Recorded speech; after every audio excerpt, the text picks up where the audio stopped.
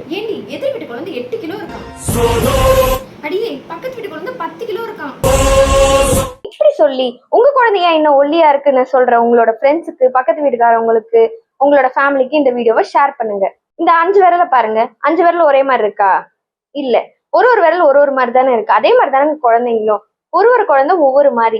உங்களோட குழந்தைங்க ஹெல்த்தியாவும் ஆக்டிவாவும் இருக்கிற வரைக்கும் நீங்க எதுக்குமே ஒரி பண்ணிக்கவே தேவை கிடையாதுங்க.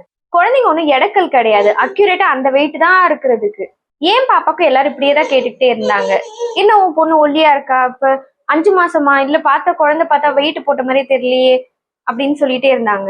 யார் சொல்றது இந்த காலை வாங்கி இந்த காலை விட்டு போயிட்டே இருங்க. நான் அதை வந்து மைண்ட் பண்ணிக்கவே கிடையாது.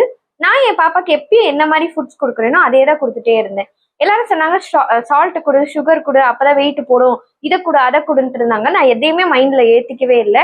நான் வந்து பாப்பாக்கு ஹெல்த்தியான ஃபுட் கொடுக்கறதுல மட்டும்தான் கான்சென்ட்ரேட் பண்ணியிருந்தேன். அது வந்து குவான்டிட்டி முக்கியம் கிடையாது, நமக்கு குவாலிட்டி ஆஃப் த ஃபுட் தான் முக்கியம். ஸோ நான் அதை ரொம்பவே ஃபோக்கஸ் பண்ணி அவளுக்கு கொடுக்க ஆரம்பிச்சேன். நான் என்னோட பாப்பாக்கு என்னென்ன ஹெல்தி ஃபுட்ஸ் கொடுக்குறேன் அப்படின்னு நீங்க தெரிஞ்சுக்கணும்னா ஃபுட் அப்படின்னு சொல்லி கமெண்ட் பண்ணுங்க. கண்டிப்பா நான் அடுத்தடுத்த வீடியோஸ்ல உங்களுக்கு சொல்றேன். அதுக்குன்னு சில டைம் வந்து பெரியவங்க வந்து நல்ல அட்வைசஸ் எல்லாம் கொடுப்பாங்க, அதெல்லாம் நீங்க வந்து அக்செப்ட் பண்ணிக்கீங்க. இந்த மாதிரி சொல்றத மட்டும் நீங்க கார்லயே வாங்கிக்காதீங்க. என்னப்பா? சாராவின் பயணங்கள் இனிதே தொடரட்டும்.